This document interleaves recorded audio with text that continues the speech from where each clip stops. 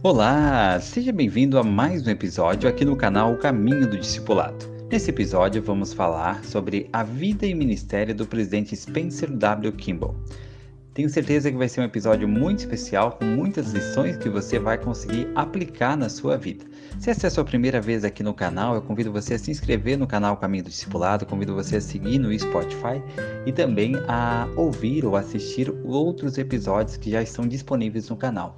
Temos outros episódios sobre vida e ministério de outros profetas, desde Joseph Smith, e agora hoje estamos aí com Spencer W. Kimball. Também temos no canal outras séries, temos uma série sobre o livro de Mórmon comentado, temos uma série para acompanhamento do estudo do Vem e Segue-me, temos uma série com resumos de livros, onde você vai encontrar em formato de audiobook vários livros já disponíveis para você ouvir aí aonde você estiver. Tenho certeza que vai ser muito bom também, tá bom? Muito obrigado a todo mundo que tem se inscrito no canal Caminho do Discipulado, pelos comentários, por compartilhar sentimentos, testemunhos e tem sido muito especial participar dessa comunidade que busca melhorar o seu discipulado do Salvador Jesus Cristo. Vamos agora então fazer aí um resumo, vamos para o resumo da vida e ministério do presidente Spencer W. Kimball.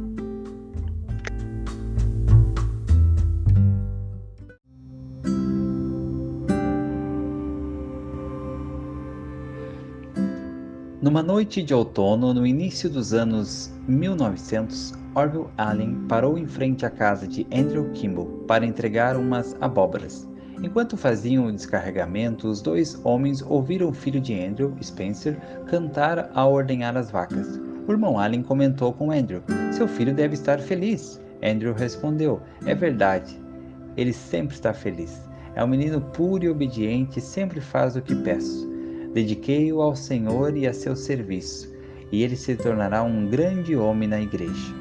Após anos de preparação, Spencer de fato veio a tornar-se um grande homem. O Senhor não estava apenas preparando um homem de negócios, nem uma autoridade civil, um orador, poeta, músico ou professor, embora ele também fosse tudo isso. Estava preparando um pai, um patriarca para sua família, um apóstolo e profeta e um presidente para a sua igreja.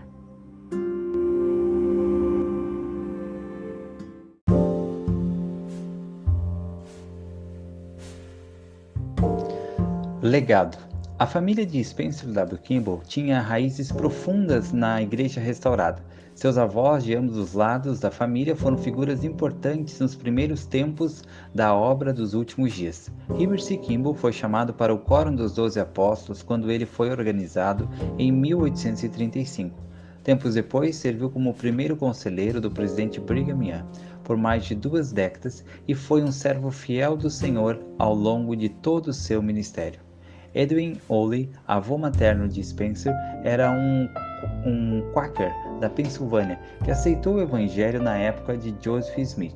Era um bispo respeitado no Vale do Lago Salgado. Também serviu em diferentes ocasiões como administrador dos negócios pessoais de Brigham Young. A preocupação do bispo Oley com os necessitados e sua devoção inabalável ao evangelho foram um legado duradouro para seus descendentes. A avó paterna de Spencer, Anne Alice Kimball, era uma mulher fiel, tímida nos contatos sociais, alta e vistosa, com um coração generoso para com os fracos e doentes.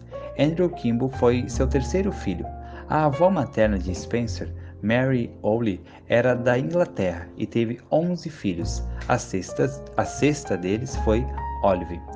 Andrew Kimball casou-se com Olive Oley no dia 2 de fevereiro de 1882 em Salt Lake City, onde fixaram residência. Cerca de 3 anos depois, Andrew recebeu o chamado para sair de casa e servir missão dos territórios indígenas, situada no que atualmente constitui o estado do Oklahoma. Depois de trabalhar por 2 anos e meio como missionário de tempo integral, foi chamado para presidir a missão. Contudo, esse novo chamado permitia ele ficar em casa e assim, nos 10 anos seguintes, ele residiu em Utah com a família e dirigia a missão por meio de cartas e viagens periódicas à área. Os 12 anos de serviço de Andrew na missão dos territórios indígenas foram logo seguidos por outro chamado, dessa vez para povoar o Vale Gila, no centro-sul do Arizona. Lá ele serviria como presidente de estaca nas colônias sul da região, que foram organizadas como a estaca St. Joseph. Em 1898, Andrew, Olive e seus 6 filhos, incluindo Spencer, de 3 anos, embalaram seus bens e mudaram-se para quase 1.000 quilômetros ao sul de Salt Lake City.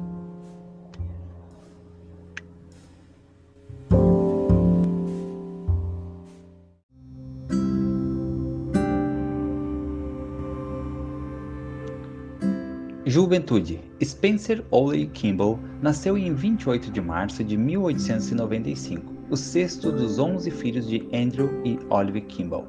Recordando a paisagem do Arizona de sua juventude, ele escreveu: "Era uma região árida, mas que floresceu nas mãos de trabalhadores determinados." Tempos depois, ele recordou: "Vivíamos numa pequena fazenda na extremidade sul de Thatcher, Arizona. Nossa casa ficava na esquina de um grande terreno que se expandia em direção ao sul e ao leste. Atrás da casa havia um poço, uma bomba, um moinho de vento, um enorme tanque de madeira para o nosso aprovisionamento de água, a casa das ferramentas e um pouco mais longe, uma enorme pilha de lenha. Depois vinham os chiqueiros, currais, montes de feno e celeiros." Spencer aprendeu com os pais enquanto era pequeno importantes lições. "Lembro-me quando jovem", contou ele, "de andar com minha mãe pela rua poeirenta que levava à casa do bispo, no dia em que costumávamos pagar o dízimo, relativo a nossos animais e produção. Certa vez, enquanto andávamos, perguntei: 'Por que levamos ovos para o bispo?' Ela respondeu: 'Porque são ovos do dízimo, e o bispo recebe o dízimo para o Pai Celestial.' Minha mãe contou então que todas as noites, quando eram trazidos os ovos, o primeiro ia para uma pequena cesta e os outros 9 para uma grande cesta."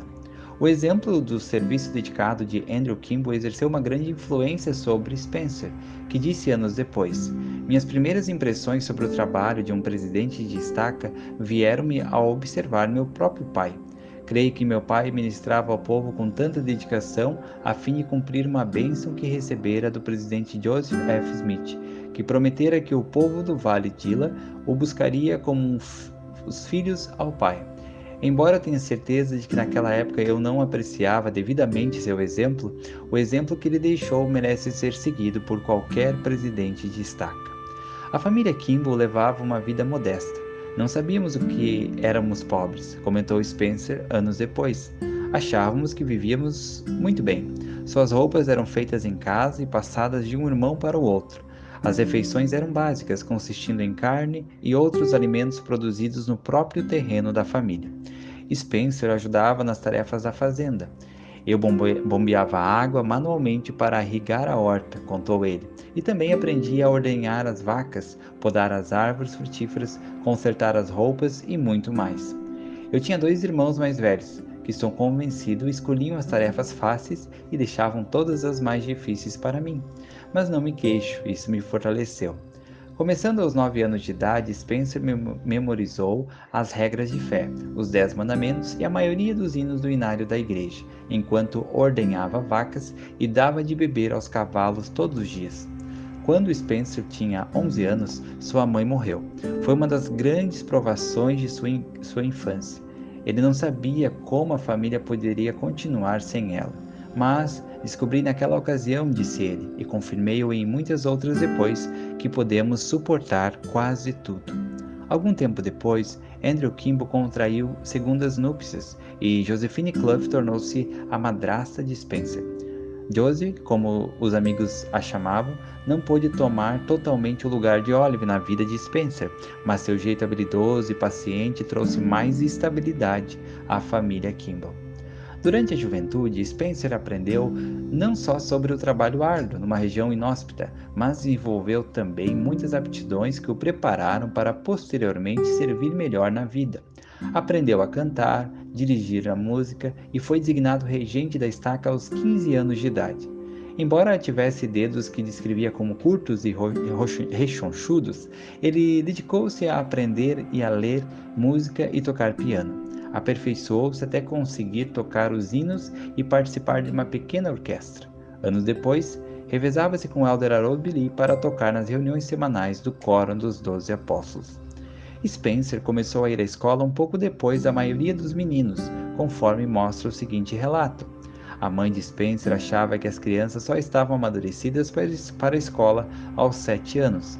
Assim, quando Spencer começou, tinha 1 ano de atraso em relação às demais crianças. Ao meio-dia, ele costumava correr os 3 quarteirões da escola até sua casa para bombear água para os animais, dar comida aos porcos e almoçar. Certo dia, sua mãe perguntou-lhe: "O que está fazendo em casa na hora do recreio? Ainda não é meio-dia." Ele correu de volta para a escola em pânico e viu que seus colegas já estavam dentro da sala de aula depois do breve intervalo. Todos riram, com exceção do professor, que aproveitou a oportunidade para dizer à classe que Spencer estava adiantado em relação a todos os outros da segunda série e iria mudá-lo de turma para ficar com colegas de sua idade. Depois de terminar a escola primária, Spencer frequentou a Academia Dilla, uma escola secundária da igreja. Lá, sempre tirou boas notas, praticou esportes e serviu como líder estudantil. Spencer também adquiriu experiência na igreja e apresentou um registro de frequência quase perfeito. O cumprimento das designações do sacerdócio era uma prioridade para ele, como ilustra o seguinte episódio. Parte da responsabilidade dos diáconos era preparar o cavalo e carruagem todos os meses antes do dia de jejum e ir de casa em casa recolhendo ofertas para os pobres da igreja. Depois, eles levavam-nas para o bispo. Jarras de frutas em conserva, abóbora, mel, às vezes $0,5 ou um valor semelhante em moedinhas. Andrew queria tanto ensinar seu filho seus deveres que nada mais interferia na coleta de Spencer naquele dia. O cavalo e a carruagem da família Kimball sempre tinham de estar à disposição dos diáconos em seu trabalho do coro. Se outro rapaz designado para a coleta não comparecia, Spencer saía sozinho e realizava o trabalho. Além de suas responsabilidades em casa, na escola e na igreja, Spencer trabalhava como secretário de seu pai, Andrew. Escrevia muitas cartas, 6 por dia em média. Andrew ditava para Spencer, que datilografava as cartas. Essas experiências da juventude de Spencer o ensinaram o valor do trabalho, uma lição que ele aplicou e ensinou ao longo de toda a vida. Anos depois, como apóstolo com mais de 70 anos, havia dias que se sentia fisicamente exausto. Ele escreveu o seguinte sobre um desses dias: "Comecei o dia muito mal e fiquei a perguntar-me se conseguiria chegar ao fim do dia, mas me entusiasmei com meu trabalho e esqueci-me de mim mesmo e foi um bom dia."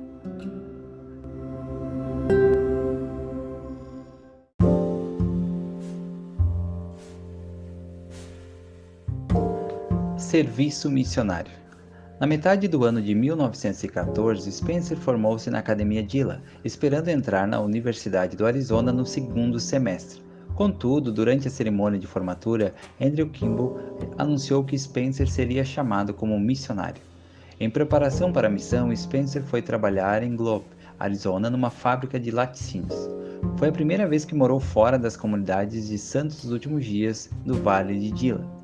Ele aprendeu que, sem comprometer seus próprios padrões, podia adaptar-se e viver cercado de pessoas cujos padrões não se harmonizavam totalmente com os seus. Ele conquistou o respeito dos colegas. No fim do verão, seu chefe, não membro, que adorava fumar charutos, organizou uma festa de despedida para Spencer e ofereceu-lhe um relógio de ouro com seu nome gravado. De outubro de 1914 a dezembro de 1916, Spencer serviu como missionário de tempo integral na Missão dos Estados Centrais, com sede em Independence, Missouri. Foi a mesma região em que seu pai, sua madrasta e um de seus irmãos mais velhos tinham servido. O serviço em tempo integral do Elder Kimball no campo missionário foi um período de crescimento. Ele enfrentou dificuldades no tocante ao bem-estar material. Seu presidente de missão orientava os elders a pedir comida e um abrigo às pessoas a quem ensinava. Assim, o Elder Kimball passou muitas noites desconfortáveis em choupanas no interior do Missouri, dividindo a cama com pulgas ou percevejos, enquanto mosquitos voavam em volta. Houve muitos dias de fome quando lhe ofereciam comida. E quando lhe ofereciam comida, ele ingeria qualquer coisa colocada à sua frente. O trabalho porta a porta era difícil e o retorno limitado. Segue a história de um método inusitado empregado pelo Elder Kimball certa vez. Ele diz: Ao bater em portas em St. Louis, viu um piano dentro de uma casa pela porta entreaberta e comentou com a mulher que estava prestes a fechá-la em seu rosto. "A senhora tem um belo piano. Acabamos de comprá-la", disse ela excitante. "A marca é Kimball, não é? E é também o meu sobrenome. Posso tocar uma música que talvez a senhora goste de ouvir?" Surpresa, ela concordou. "Claro, entre." Spencer sentou-se no banco e tocou e cantou "Ó meu pai." Spencer nunca teve notícia de que ela tenha se filiado à igreja, mas não foi por não tentar. A missão de Spencer reforçou que a sua criação no Arizona já lhe incutira, que a fé no Senhor, trabalho árduo, dedicação, serviço e sacrifício.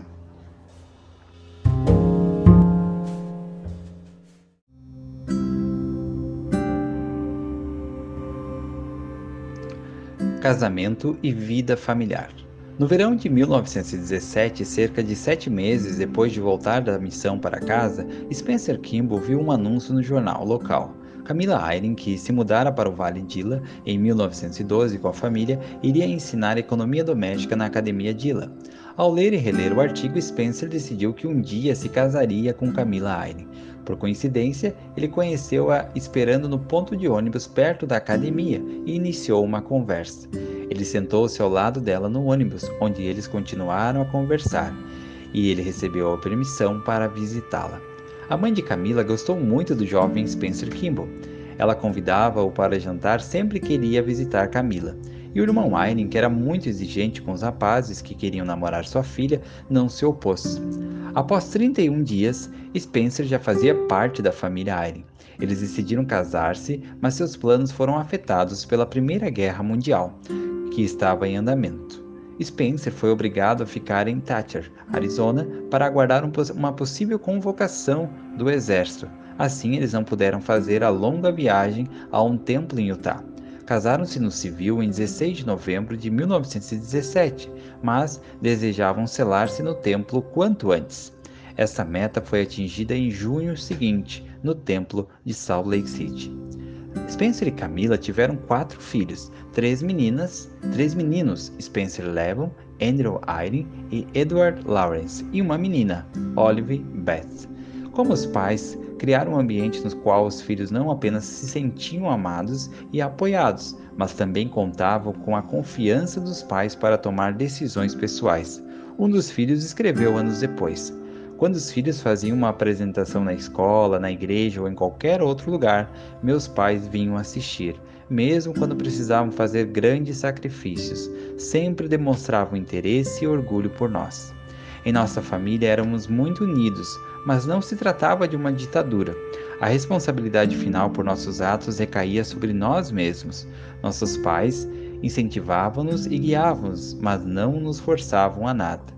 Esse mesmo filho disse sobre seu pai: "Não conheço ninguém de espírito mais generoso do que meu pai. Ele é bondoso e atencioso, de modo quase excessivo." Os filhos tendem a encarar o pai e a mãe como figuras de autoridade dotadas de poderes extraordinários e desprovidas de necessidades comuns. Mas sei o quanto meu pai gosta de elogios sinceros ou palavras de agradecimento. E nenhuma expressão de gratidão ou afeto tem tanto valor quanto a de sua família.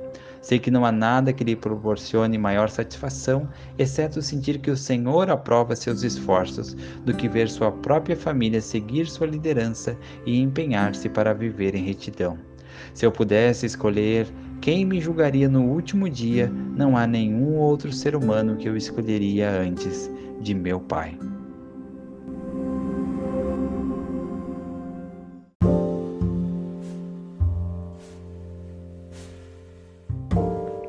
Vida profissional, chamados da igreja e serviço na comunidade. Com Camila ao seu lado e as responsabilidades familiares, Spencer começou sua vida profissional como bancário. Com o passar dos anos, passou das atividades bancárias para o seguro de vida e os empreendimentos imobiliários. Os transtornos econômicos da Grande Depressão de 1929 atingiram em cheio os interesses comerciais de Spencer, mas a família conseguiu vencer as adversidades.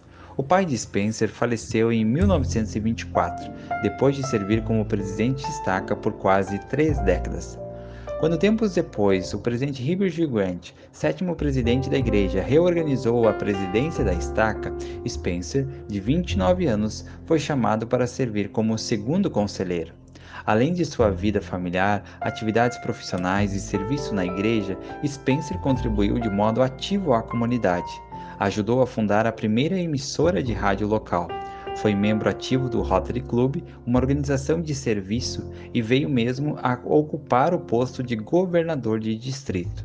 Em 1938, a estaca St. Joseph foi dividida e Spencer foi chamado como o presidente da nova estaca Mount Graham.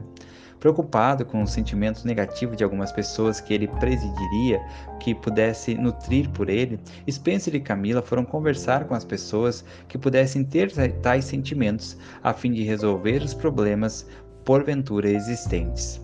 Em setembro de 1941, durante seu serviço como presidente da estaca, uma grande enchente atingiu a comunidade.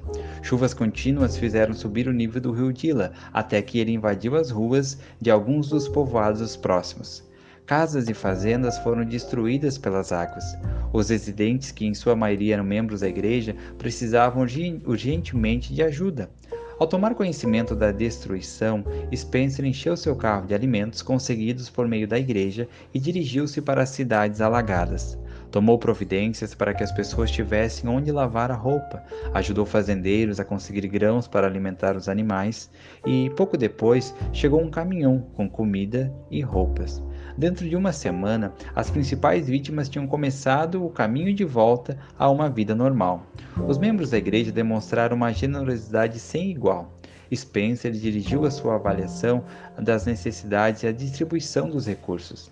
Em tudo isso, trabalhou em estreita cooperação com o elder Harold Billy, do Quórum dos 12 Apóstolos, cujas responsabilidades incluíam o programa de bem-estar.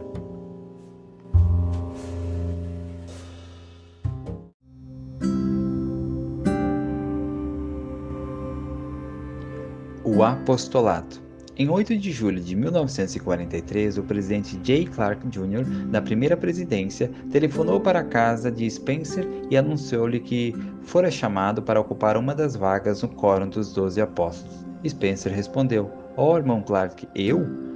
Não podem ter chamado a mim. Deve haver algum equívoco. Não devo ter ouvido bem. Parece impossível. Sou tão fraco, pequeno, limitado e incapaz." Spencer assegurou ao presidente Clark, dizendo que só havia uma resposta possível ao chamado do Senhor, mas a sua disposição de servir não suplantou de imediato sua sensação de inadequação e indignação.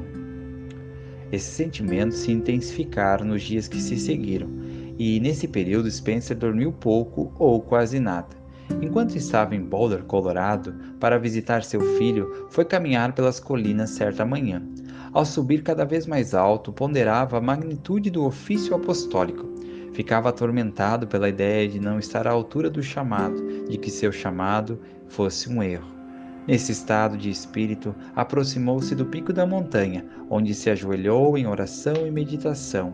"Como orei", lembrou ele, "como sofri, como chorei, como me debati." Nessa aflição, sonhou com seu avô, Heber C. Kimball, e o grande trabalho que ele fizera. A consciência disso acalmou o coração de Spencer. Uma sensação de calma apoderou-se de mim e as dúvidas e questionamentos diminuíram. Foi como se um enorme fardo tivesse sido retirado. Sentei-me em silêncio, tranquilo, contemplando o belo vale, agradecendo ao Senhor pela satisfação e a resposta a minhas orações que me apaziguaram o espírito. Em 7 de outubro de 1943, aos 48 anos de idade, Spencer W. Kimball foi ordenado apóstolo. O serviço do elder Kimball no Coro dos 12 Apóstolos durou 3 décadas. Nesse período, viajou muito, fortalecendo os membros e contribuindo para o crescimento do reino. Ao receber a designação especial do presidente George Albert Smith, o elder Kimball dedicou um interesse particular aos descendentes do profeta Lehi do Livro de Mórmon, os povos nativos da América do Norte, Central e do Sul. Ele foi uma voz eloquente para defendê-los, tanto nos quórums superiores da igreja, quanto entre membros em geral. Ele condenava toda forma de preconceito racial e opressão dos pobres. Em seus sermões, o Elder Kimball podia ser tanto poético como direto. Não raro, tratava de assuntos sensíveis que eram do interesse prático dos membros da igreja em geral. Além de inúmeros discursos, escreveu o livro O Milagre do Perdão. Essa obra foi o resultado da longa experiência do Elder Kimball como apóstolo, quando aconselhava pessoas que tinham praticado transgressões graves. Nesse livro, declarou as expectativas do Senhor para nós, nosso potencial divino e o caminho que devemos seguir para arrepender-nos e alcançar a certeza do total perdão divino. O Elder Kimball prestou testemunho ao leitor de que o Senhor é misericordioso e perdoa aos que se arrependem sinceramente.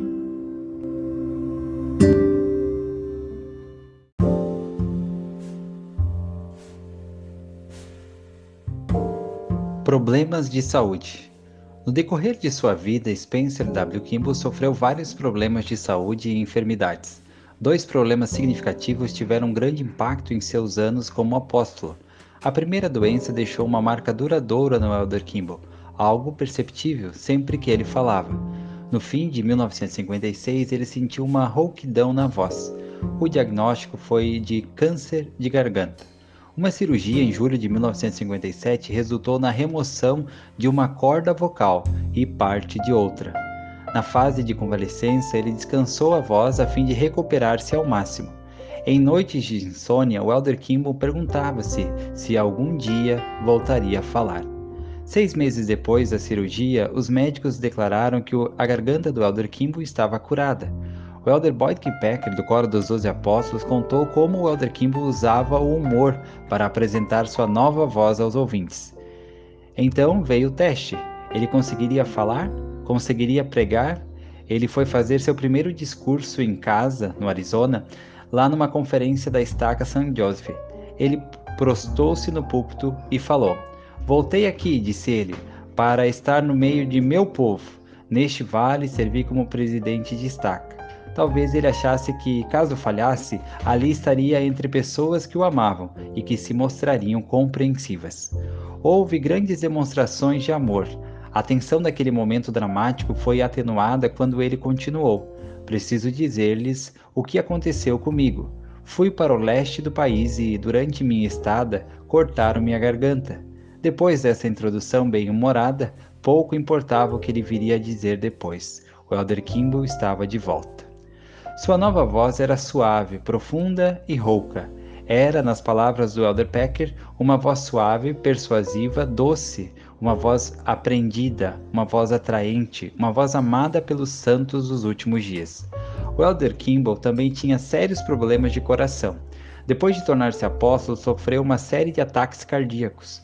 Em 1972, enquanto servia como presidente interino no Quórum dos 12, foi submetido a uma cirurgia de alto risco. O Dr. Russell M. Nelson era o cirurgião cardíaco do presidente Kimball, naquela época. Posteriormente, como membro do Quórum dos 12 Apóstolos, o Elder Nelson relatou o que aconteceu durante a operação. Ele disse: "Nunca me esquecerei do que senti ao ver o coração dele recomeçar a bater, pulsando com força e vigor. Naquele exato momento, o Espírito manifestou-me que aquele paciente especial viveria para tornar-se o profeta de Deus na terra."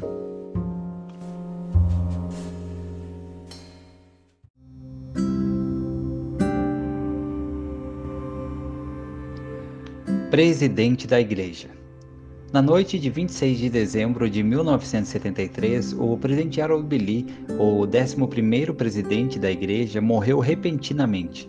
Em conformidade com a ordem da sucessão apostólica na igreja, em 30 de dezembro de 1973, o Elder Spencer W. Kimball, como membro sênior do Quórum dos 12, tornou-se o presidente da Igreja de Jesus Cristo dos Santos dos Últimos Dias. Foi uma surpresa para os membros da igreja e principalmente para o presidente Kimball. Ele era ordenado apóstolo 2 anos e meio depois de Harold B. Lee. Como o presidente Kimball era 4 anos mais velho do que o presidente Lee e, ao que tudo indicava tinha uma saúde mais frágil, o presidente Kimball achava que naturalmente não viveria o bastante para ser o sucessor do presidente Lee. Como contou tempos depois: "Eu tinha certeza absoluta de que morreria quando chegasse minha hora como presidente dos 12. Eu disse no funeral do presidente Lee que ninguém orara de modo mais intenso do que eu e a irmã Kimball, pelo restabelecimento dele durante a doença e pela continuidade de saúde quando ele estava bem. O presidente Kimball foi apoiado pelos membros da igreja na Conferência Geral de abril de 1974. Ele não almejara essa posição, mas o Senhor o escolhera para ser seu profeta, vidente e revelador, e para guiar sua igreja e reino na terra. Por ocasião daquela conferência geral de abril, o presidente Kimball fez um discurso sobre a obra missionária numa reunião para a liderança da igreja. O elder Bangerter, que posteriormente veio a integrar a presidência dos 70, era representante regional na época que estava presente à reunião. Tempos depois, falou do efeito das palavras do presidente Kimball. Demos-nos conta de que o presidente Kimball estava abrindo janelas espirituais e instando-nos a ir vislumbrar com ele os desígnios da eternidade. Era como se ele estivesse abrindo as cortinas que encobriam os propósitos do Todo-Poderoso e convidando-nos a contemplar com ele o destino do Evangelho e a visão de seu ministério. Duvido que qualquer pessoa presente à reunião daquele dia venha a esquecer-se dessa ocasião. Eu mesmo reli poucas vezes o discurso do presidente Kimball desde aquele momento, mas a essência de suas palavras ficou marcada de modo tão forte em minha mente que eu poderia repetir de cor o discurso quase inteiro hoje. O Espírito do Senhor estava sobre o presidente Kimball e chegava a nós por meio dele como uma presença tangível, o que era ao mesmo tempo tocante e assustador. Ele descortinou-nos uma visão gloriosa. O discurso do presidente Kimball naquela ocasião abordou um tema central de seu ministério como presidente da igreja. Ele disse: "Irmãos, será que estamos fazendo tudo ao nosso alcance? Estamos satisfeitos com nossa maneira de ensinar a todo mundo? Estamos fazendo proselitismo há 144 anos. Estamos preparados para alargar os passos, para expandir nossa visão? Estou consciente, irmãos, de que não se trata de algo fácil, nem que poderá ser feito da noite para o dia, mas tenho fé em que podemos seguir avante e progredir muito mais rápido do que estamos fazendo agora. A meu ver, se formos unos de coração, mente e propósito, poderemos avançar e mudar a ideia de que costumamos ter. Estamos saindo-nos bem, não vamos alterar mais a situação." Assim começou uma década notável de crescimento e mudanças. Embora a obra missionária tenha sido a ênfase inicial, logo ficou claro para os membros da igreja que o presidente Kimball não estava interessado em deixar de lado nenhuma área do trabalho da retidão.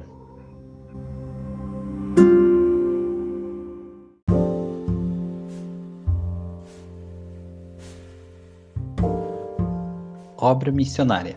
O presidente Kimball procurou abrir as portas das nações para a pregação do Evangelho. As divisões da chamada Guerra Fria entre governos democráticos e os comunistas impediram o proselitismo em muitas nações da Europa e da Ásia. Além disso, a norma da Igreja relativa à ordenação ao sacerdócio limitava a atividade missionária na África, partes da América do Sul e Caribe. O presidente Kimball tentava usar todas as oportunidades para aumentar o alcance geográfico da igreja. Ao mesmo tempo, ele salientava que maiores oportunidades para ensinar as nações dependiam da disposição dos membros para aceitar tais oportunidades. Para os rapazes dignos e devidamente preparados, a obra missionária não deveria ser encarada como opção, mas como um dever e uma responsabilidade divinos. Essa obrigação cabia aos rapazes de todas as partes. As moças também poderiam servir como missionárias, mas para elas não se tratava de um mandamento, como no caso dos rapazes. Além disso, os casais idosos foram incentivados a integrar a força missionária. Quando Spencer W. Kimball iniciou seu serviço como presidente da igreja, 17 mil missionários de tempo integral estavam servindo em todo o mundo. Quando faleceu, cerca de 12 anos depois, o número aumentara para quase 30 mil. A intensificação do trabalho missionário rendeu frutos significativos. O número de membros da igreja passou de 3,3 milhões para quase 6 milhões. Ao discursar para um grupo de jovens da igreja em 1975, o presidente Kimball disse: "Sabem o que o Senhor fez por vocês, rapazes? Vocês são jovens bonitos, irradiam força, bem-estar e felicidade. Quem lhes deu saúde? Quem lhes deu seus olhos? Quem lhes deu seus ouvidos? Quem lhes deu sua voz? Já pensaram nisso? Alguém deve ter lhes concedido esses dons preciosos. Em seguida, contou sua experiência da cirurgia na garganta e como depois disso ficara com apenas parte da voz. Ele prosseguiu: permito-me perguntar-lhes quantos de vocês estariam dispostos a abrir mão de sua voz? Vocês a compraram ou ganharam em troca de algo? Alguém a deu a vocês? O Senhor deu-lhes a voz para que se expressassem? Então, por que não saem pelo mundo contando a história mais grandiosa de todos os tempos e dizendo às pessoas que a verdade foi restaurada, que o Senhor nos concedeu uma continuação dos profetas desde Adão até agora e que vocês próprios possuem um santo sacerdócio e vão magnificá-lo todos os dias de sua vida? Digam isso ao mundo, eles precisam disso. Então pergunto-lhes mais uma vez: quem lhes deu sua voz? Por quê? Só para cantarem, conversarem ou divertirem-se com as pessoas? Ou ele lhes deu essa voz para que ensinasse o Evangelho? Acho que nos convém ir para o campo missionário, não concordam? Todos os rapazes que forem dignos.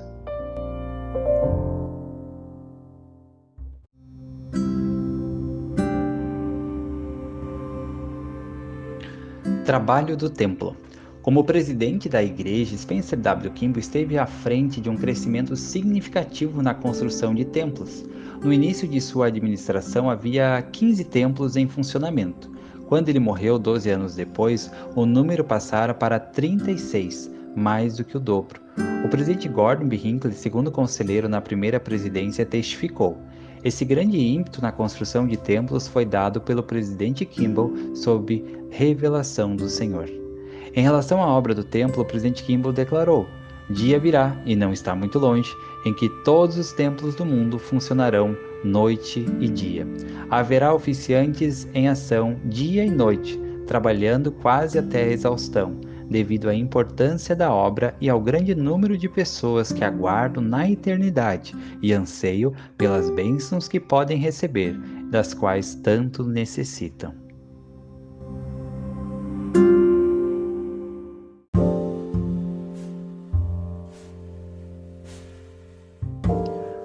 O governo da Igreja.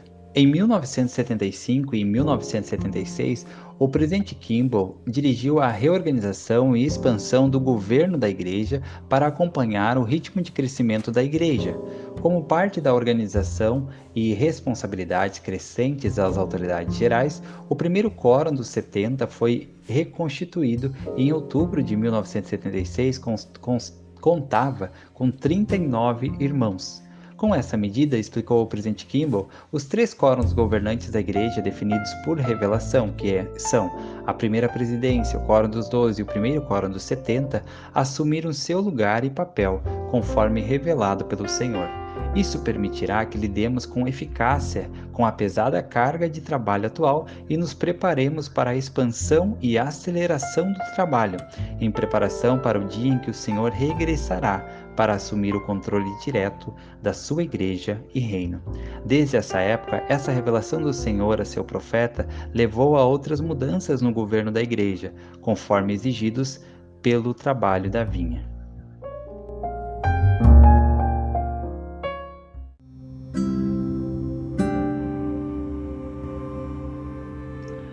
As Escrituras. Em 1976, o presidente Kimball determinou que 2 revelações, uma concedida ao profeta Joseph Smith e outra ao presidente Joseph F. Smith, fossem acrescentadas às Escrituras como Doutrina e Convênio 137 e Doutrina e Convênio 138. Sob a direção do presidente Kimball, uma edição Santos dos Últimos Dias da Bíblia, do Rei Jaime, foi publicada em 1979. Em 1981, uma nova edição da combinação tríplice, o Livro de Mórmon, Doutrina e Convênios e Pérola de Grande Valor. Referindo-se ao lançamento dessas edições das obras padrão, o Elder Boyd K. Packer afirmou: com as novas gerações que virão, esse será considerado uma perspectiva histórica, a realização mais notável da administração do presidente Spencer W. Kimball. Durante a administração do presidente Kimball, as Escrituras também se tornaram a base do currículo da escola dominical da igreja.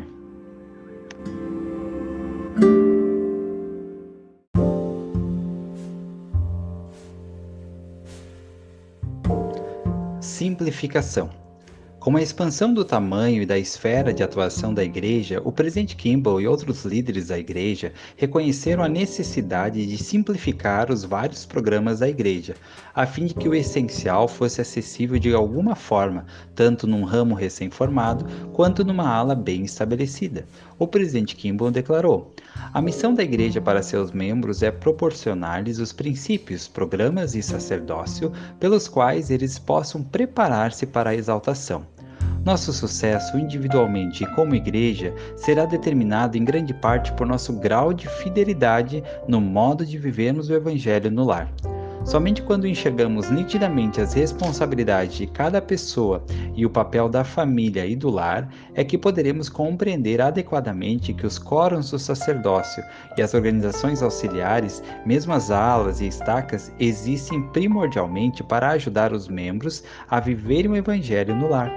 Então, conseguiremos entender que as pessoas são mais importantes do que os programas e que os programas da Igreja devem sempre apoiar as atividades familiares centradas no Evangelho, em vez de desviar as pessoas delas. Nosso compromisso para com o viver o Evangelho centrado no lar deve tornar-se a mensagem clara para todos os programas do sacerdócio e das auxiliares, reduzindo, quando necessário, algumas das atividades opcionais que podem desviar as pessoas do foco na família e no lar." Uma mudança importante durante a administração do presidente Kimball foi a introdução das reuniões dominicais condensadas num bloco de 3 horas. Isso combinou várias reuniões antes realizadas durante a semana e ao longo do dia de domingo, numa série mais simples e conveniente de reuniões dominicais. A introdução desse horário consolidado em 1980 reduziu em muito o gasto de tempo e dinheiro por parte dos membros da Igreja, a fim de participarem plenamente do programa do Senhor.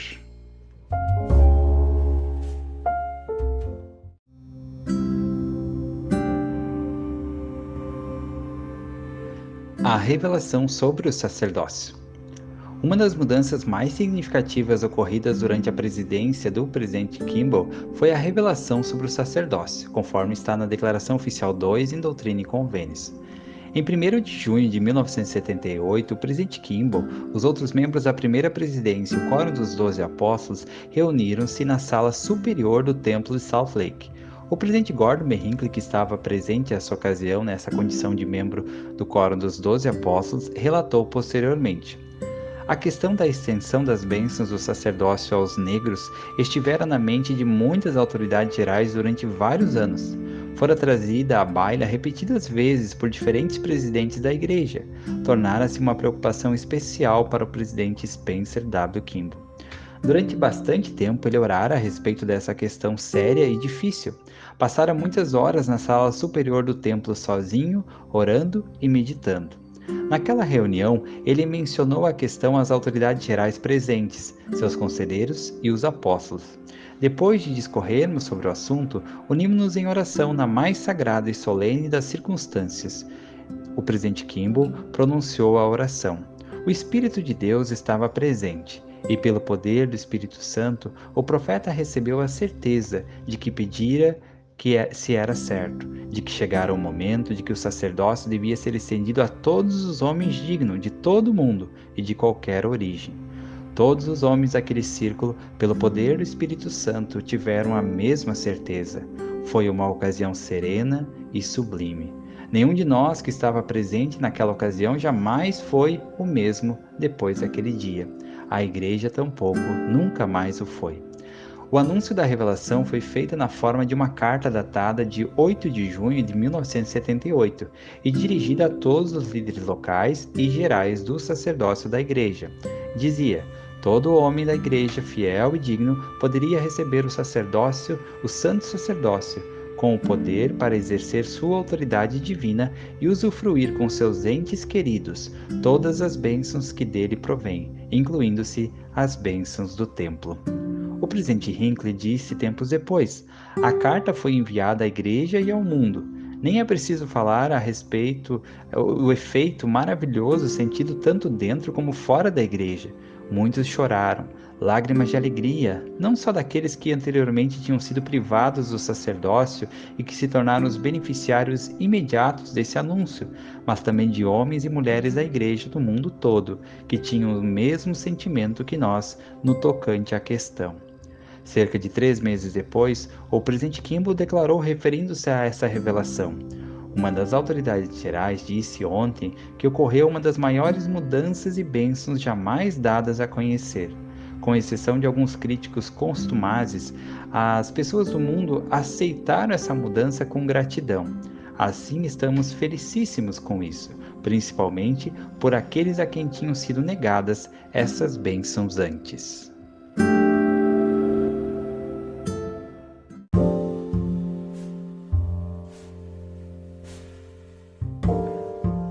Amor às pessoas e a obra do Senhor.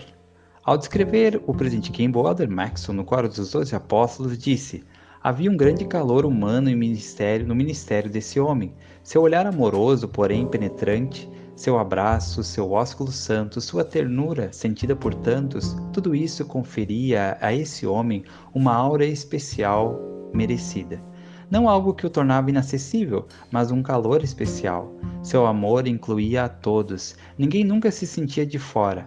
Cada autoridade geral supunha ser a favorita do presidente Kimball, pois ele amava cada um de nós profundamente. Como alguém poderia achar que não? O presidente Kimball disse aos membros da igreja: eu gostaria de ser conhecido como alguém que ama seus irmãos e irmãs. Os santos dos últimos dias, por sua vez, sentiam e externavam amor por ele, e ele sentia-se grato por isso. Ele comentou: sempre digo às pessoas quando elas me externam seu amor, isso é maravilhoso, pois é isso que me dá forças para viver, e é a mais pura verdade. De modo amoroso, mas determinado, o presidente Kimball exortava os santos dos últimos dias a dedicarem-se ainda mais no serviço do Senhor, vencendo a indiferença, o pecado ou outros problemas que os impedissem de progredir.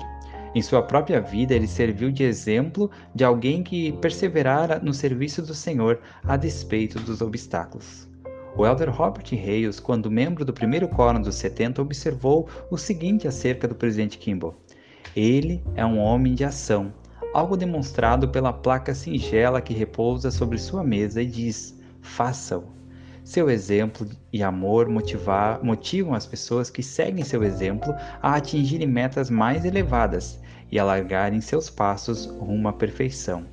Num discurso proferido na Conferência Geral de outubro de 1979, o presidente Kimball contou a história do Velho Testamento sobre Caleb, que, diante dos desafios ligados à entrada na Terra Prometida, disse: dá-me este monte.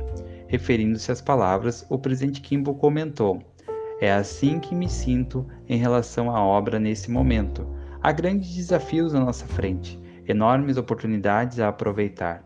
Aceito plenamente essa perspectiva entusiasmante e sinto o desejo de dizer ao Senhor com humildade: dá-me este monte, dá-me esses desafios. Humildemente, comprometo-me perante o Senhor e vocês, amados irmãos e irmãs, companheiros nessa sagrada causa de Cristo. Seguirei em frente com fé no Deus de Israel, ciente de que Ele nos guiará e dirigirá e nos conduzirá, no final, ao cumprimento de seus propósitos e à nossa terra e bênçãos prometidas. Com sinceridade e fervor, exorto a cada um de vocês a assumirem esse mesmo compromisso e fazerem o mesmo esforço. Todos os líderes do sacerdócio, todas as mulheres de Israel, todos os rapazes, todas as moças, todas as crianças. Em 5 de novembro de 1985, depois de servir quase 12 anos como presidente da igreja, o presidente Spencer W. Kimball faleceu. Por ocasião de sua morte, o presidente Gordon B. Hinckley declarou: tive o grande privilégio e oportunidade de trabalhar ao lado do presidente Kimball na obra do Senhor. Certa vez tentei persuadi-lo a diminuir um pouco o ritmo e ele respondeu: Gordon, minha vida é como meus sapatos, deve ser gasta em serviço. Foi assim que ele viveu, foi assim que ele morreu, e ele foi para a companhia daquele a quem tanto serviu, sim, o Senhor Jesus Cristo, de quem presto testemunho.